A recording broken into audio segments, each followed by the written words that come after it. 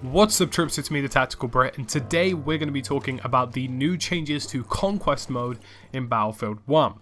Now, Conquest has always been pretty much the cornerstone to Battlefield. It's the mode that represents what Battlefield is best good at. Team play dynamics, big open battles, and lots of vehicles and lots of infantry-based battling in between.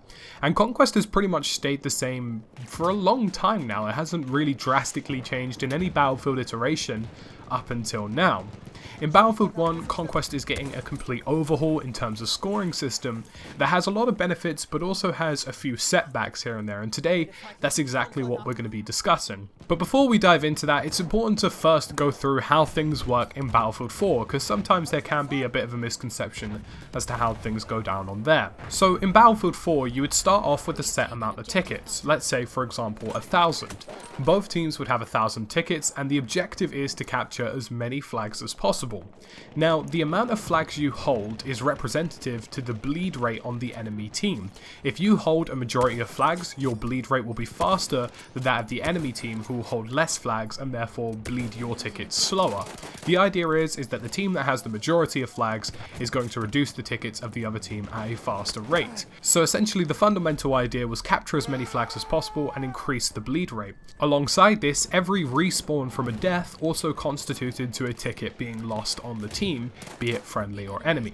On Battlefield 1, things are now a lot different. First of all, you start off with 0 tickets each and actually work your way up to 200, and of course any other target, which is likely going to change when we have custom servers, but the overall idea is 0 to the set amount of tickets that you're supposed to get. Secondly, now that this change has been made and you're actually going up to a set target, the way flags work has also been changed. It's slightly less about majority control now. Previously, majority control would equal a ticket bleed rate.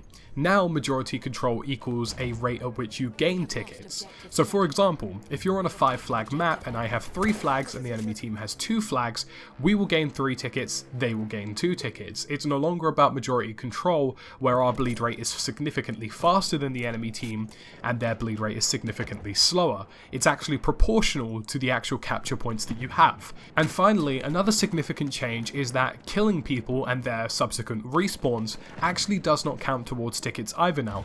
Combat does not equal any kind of ticket change, and a respawn does not constitute to you losing or gaining a ticket, and it's pretty much just entirely ironed out of the new Battlefield 1 system.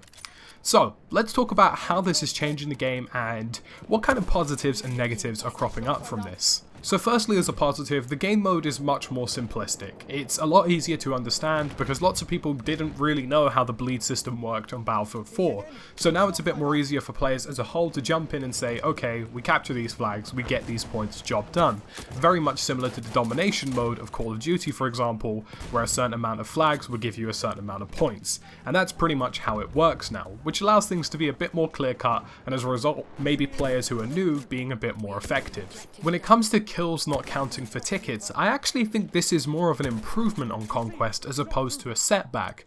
Lots of people have criticised this move, claiming that it reduces the overall skill capacity of the game because kills are no longer registering as tickets, and as a result, deaths don't really constitute to anything.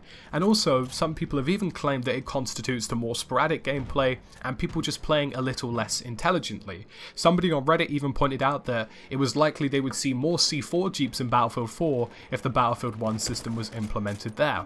But in actuality, I've seen pretty much the entire opposite effect on Battlefield 1. Now that there is a much more clear focus on the objectives themselves, I'm finding that people are actually being more conservative with their lives and more careful with how they play and situate themselves when capturing objectives and going into certain styles of engagement. You can actually physically notice this while spawning into the game.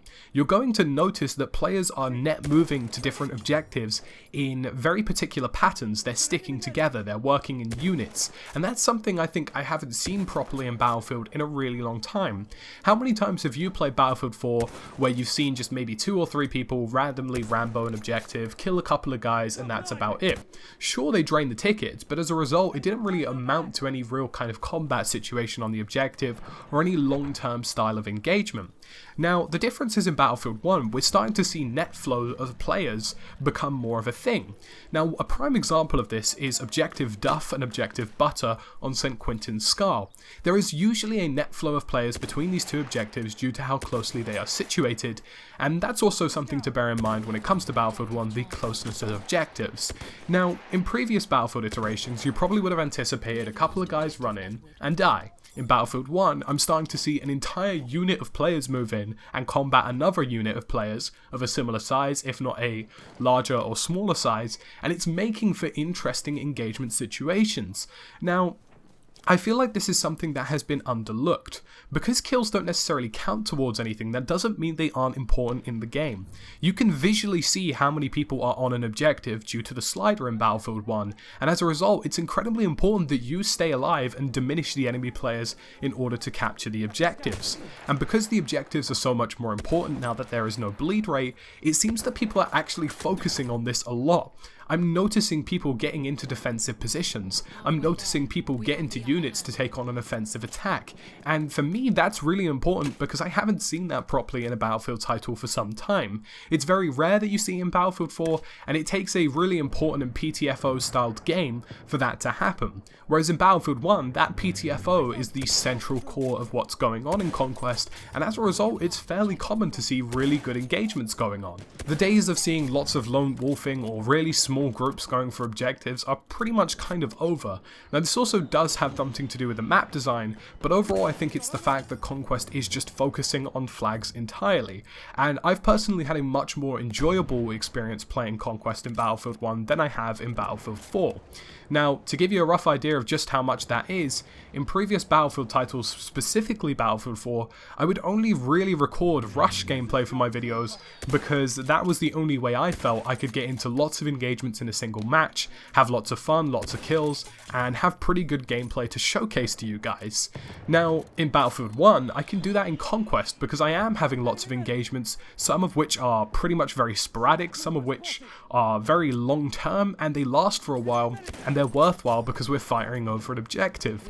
And that feeling of taking out all the enemies on the objective and finally capturing that point is something I think is incredibly great in Battlefield 1, and something that I think should be acknowledged as a good improvement to the Conquest mode. I think a lot of people are going to notice that when they play Conquest in Battlefield 1, that things seem a lot more fluid. There's no kind of discrepancy between objectives, and before in previous Battlefield titles you could sometimes see people complain that they were getting bored because they were running around for a while not really finding people. In Battlefield 1 it really isn't the case. Everything is hands-on and you're going to be having regular battles for objectives, which is something I personally think is a major improvement. As for the argument of skill, in my opinion it takes skill to win the game still. You need to be good at killing people to capture the objectives. If an equally sized force is fighting an equally sized force for contention over an objective to capture the flag, surely it makes sense that the team that is more skillful is going to win and kill those players and therefore capture said objective. And I don't really recognise the skill argument as an argument, so to speak, because it just seems nonsensical, because at the end of the day, the team that is more skillful is the team that is capturing the objective because they are the team that are getting more kills. So kills still do count for something. It's not something that's completely off deck, and it seems to me that that's something that's been rather overlooked. The argument of suicide tactics as well, such as the whole sort of C4 Jeep in Battlefield 4, is again something you don't see. People are very much focused on taking these objectives and they know that means having the numbers there. So in the grand scheme of things, I'm actually seeing people being more careful and working together as opposed to people lone wolfing, killing a few people and dying. So again, another argument which I think has been disproved in game. Now let's talk about some of the potential setbacks of this system and what it kind of leads to in Conquest. Now, although admittedly I'm seeing some really good situations of group engagements and things being a lot more fluid and a lot more dynamic, and again of course some of that is attributed to the map design, it does have a potential drawback. Now, if one team has captured 3 objectives and the other team has captured 2, there's no longer a majority ticket bleed, so that team is guaranteed to win the game just on the basis of that. There's no really kind of, as Hadokins described it on Twitter earlier to me today, there's no real kind of clutch moments where one team can take back that majority ticket hold and eventually bleed the other team at a faster rate. And you'll notice this when you play Battlefield 1 because it appears that when a team wins, a majority of the time it is a landslide win. It's never something that is done at a very close margin. It's normally like 200 to 110 or 200 to like 50 or 60, and I have only really had 2 or 3 games where it's really come down to the final line. Now, admittedly, that is something that is dependent on the people in the game and the kind of people that are playing, but at the same time, in the competitive scene of Battlefield, for example, it's really important to have that ticket bleed rate because it allows those players to make clutch moves and make really intense firefights for a certain flag and thus change the ticket bleed. Now, because the tickets aren't really focused on a bleed rate and because they're individually based, if you've managed to capture that third flag and you have majority control, the enemy team is still gaining 2 points at the same time because they still have 2 of those flags.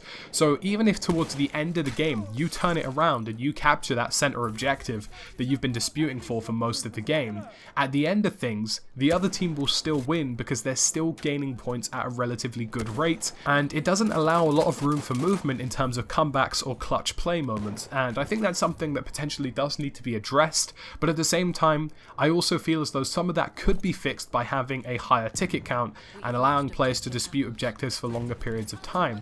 200 tickets to me seems quite short and it doesn't really allow the move for a competitive comeback, but I think that could be solved with a higher ticket rate, but again, that's something we're going to have to play around with. Finally, there is the issue of kills not constituting to anything. Now, the biggest concern here is that if kills don't constitute to anything, it can suck certain aspects of team play out of Battlefield 1. Now, the role of medics, for example, is significantly lessened in Battlefield 1's Conquest in my opinion, because for me especially, I found it was a lot easier just to hit respawn really quickly and bounce straight back into an objective or a nearby objective zone. Now, medics kind of have a lesser role to play now, and I feel like that kind of diminishes the whole team play aspect of things. But on the flip side of that, I think it's worth remembering that the fact that kills don't constitute to anything also adds more emphasis to the flags, so I feel as though perhaps there's something that needs to be rejigged with the medic class, and I'm going to leave a link in the description below to a guy called Battle Nonsense who made a fantastic video about this and some really good ideas surrounding how we can make the medic more important in Battlefield 1, which I feel is the way to fix the whole team play aspect of things. Finally, the last criticism I've seen of these changes to Conquest is that the game feels less satisfying due to the fact that kills don't constitute to anything, and it just makes the experience of killing somebody a little less worthwhile because at the end of the day, you could just be darting around in between objectives and capturing them. Now, I disagree with this, and although this can be seen as a con to some people, I personally think it acts as a pro. Now, a lot of people have said, well, if kills don't amount to anything, why don't I just jump in a jeep and drive around to objectives, pick it up that way, do things like that. But in actuality, I think that's very ignorant of the kind of game you're going to be playing in Battlefield 1. Because a lot of people have just said, well, I can run to an objective and take out nobody and capture the objective. Sure, but if you're up against a half-decent team, there are going to be players there. You are going to have to kill them to capture the objective. I've kind of see a lot of this argument about kills not constituting to anything, but in actuality they are still as important as ever. They just don't constitute to a score rate. They constitute to how many tickets you're going to be able to get because you've captured a flag, because you've killed players. It's all very much causational, so to say that they don't matter is something that I haven't quite recognized yet. And in terms of satisfaction, I think satisfaction is improved. Now, like I said, the disparity of Battlefield 4 was that you'd have all of these small engagements dotted around all over the map, and you never really knew where to go to get a good firefight going on for an extended period of time. Because the objectives are purely the flags now, the firefights are at the flags. They are at the flags, and they are bigger than they ever have been before. And I feel like a lot of people who have said the argument of kills not constituting to anything, leading to less satisfaction, need to remember that when they're playing at these objectives, you're going to be in for a hell of a firefight and a hell of a battle to try and actually take them. And that's been really good fun for me to see and play. So I think that needs to be looked into by a few people before they make that claim. That being said, I do want to kind of go into things here and say that these are just my personal experiences. My personal experience of Battlefield 1 has been something which isn't very reflective of other people's experiences. They've said they've had pretty drab games, steamrolled games.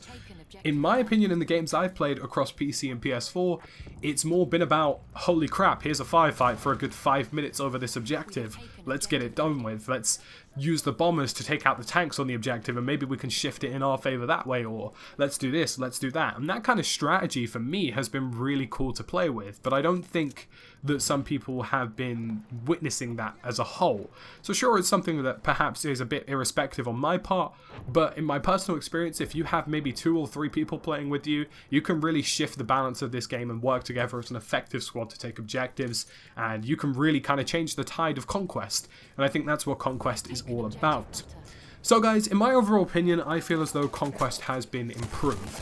I know this is going to be a bit of a downside on the competitive side of things, and I'm sure there can be a competitive aspect to Conquest that could be introduced as a bleed rate to try and sort this out. That being said, of course, I do know that my experiences aren't very reflective of everybody else's, or may not be reflective of everybody, but in my personal opinion, the fact that there is much more emphasis on playing the objective, and much more emphasis on working as a unit to capture flags, I think overall kind of improves Conquest, and perhaps this is an unpopular opinion, but that's just how I've seen things pan out in Battlefield 1. As always, thank you for watching, and like I said, I'll be leaving a link in the description below to Battle Nonsense. Great guy, hope you guys check out his video about the medic, and that's about it for today. So as always, thank you for watching, and I'll see you again soon in another video.